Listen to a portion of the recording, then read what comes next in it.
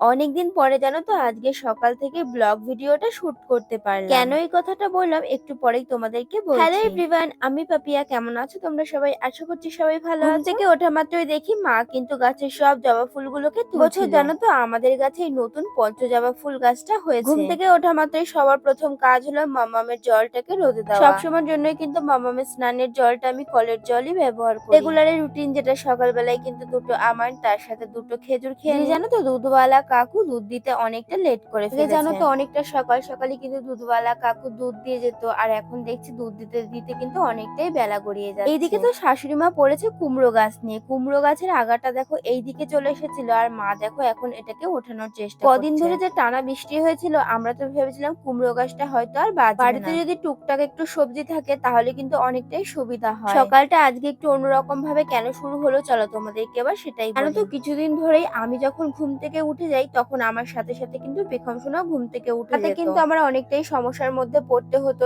একসাথে কিন্তু ওকে নিয়ে কোনো কাজই করা যেত না। এখন তো বড় হচ্ছে আর দুষ্টু হচ্ছে, একা তো কিছুতেই থাকতে চায় না। কিন্তু এখনো পর্যন্ত মাম্মাম ঘুমাচ্ছে, তাই জন্যই কিন্তু আমি তাড়াতাড়ি করে ঝটপট করে সমস্ত কাজ সেরে নিচ্ছিলাম। যেহেতু আজকে অনেকটাই সময় ছিল তাই জন্য মাম্মামের ব্রেকফাস্টটা কিন্তু আজকে একটুখানি আলাদাই করলাম। মাম্মামের জন্য কিন্তু আজকে ওটস এর স্মুদি বানিয়েছি। একদিকে স্মুদিটা হতে থাকুক আর অন্যদিকে আমি মামামের দুপুরের খাবারটা রেডি করে ফেলি। দুপুর বেলায় কিন্তু আজকে মামামকে দেবো সবজি দিয়ে ডালিয়া দিয়ে খিচুড়ি করে। রেগুলার যে ওকে ডালিয়া দিয়ে খিচুড়ি খাওয়াই সেটা কিন্তু একদমই না, মাঝে মধ্যে কিন্তু ভাত ডাল দিয়েও খিচুড়ি বানিয়ে। আগের দিন শ্বশুরমশাই বাজার থেকে কলমি শাক নিয়ে এসেছিল, বলেছিল আজকে কিন্তু দুপুর বেলাতে কলমি শাক রান্না। রাতের বেলার দিকে কিন্তু মা শাকগুলো বেছে ভালো করে কেটে রেখেছিল, যেহেতু শাক বাছতে কাটতে কিন্তু অনেকটাই সময় লেগে যায়। এইদিকে কিন্তু আমি মামামের সমস্ত জামা কাপড় কাচা ধোয়া করে এখন চলে আসলাম মেলতে। কদিন ধরে যে টানা বৃষ্টি হয়েছিল জামা কাপড় তো শুকানোর কোনো জয় ছিল না। ঘরের পাখার হাওয়ায় কিন্তু ছিল একমাত্র জামা কাপড় শুকানোর সম্বল। পাখার হাওয়াতে জামা কাপড় শুকিয়ে শুকিয়ে এই কয়দিন চলেছে। ফাইনালি কিন্তু আজকে সূর্যি মামার দেখা পেলাম, তাই ঝটপট করে কিন্তু মামামের সমস্ত জামা কাপড় কেচে ধুয়ে মেলে দিলাম। আমাদের বাড়ির উঠোনে যেহেতু অনেক গাছপালা রয়েছে তাই একটু বেলা হলেই কিন্তু আমাদের বাড়ির উঠোনে আর রোদ পড়ে না। ধোয়া করে একবারে স্নান সেরে চলে আসলাম কিন্তু ঠাকুর ঘরে, কারণ এখন গোপু সোনাকে কিন্তু পুজো দিয়ে দেব। মামাম কিন্তু অনেকক্ষণ আগে ঘুম থেকে উঠে পড়েছিল আর ওকে কিন্তু আমি খাইয়েও দিয়েছি। তোমাদের সাথে আর সেটা শেয়ার করা হয়। চিকেনটা কিন্তু মা আমার জন্য রেখে দিয়েছিল, বলেছিল চিকেনটা কিন্তু আজকে আমাকেই রান্না করতে। বাড়িতে চিকেন রান্না হয়েছে আর লেবু দিয়ে ভাত খাবো না, সেটা কি হয়? তাই দৌড়ে চলে আসলাম বাইরে, গাছের থেকে একটা লেবু ছিঁড়বো বলে। গাছের তাজা তাজা গন্ধরাজ লেবু দিয়ে মাংস দিয়ে আজকে ভাত। আমার মতো লেবু দিয়ে ভাত খেতে কে কে ভালোবাসো অবশ্যই রেগুলার কিন্তু বেগম সোনাকে একটা করে ডিম সিদ্ধ খাওয়াই। দেখো মামামের জন্য কিন্তু ডিম সিদ্ধটা করে নিয়েছি। আজকেও দেখো শ্বশুর মশাই কোথা থেকে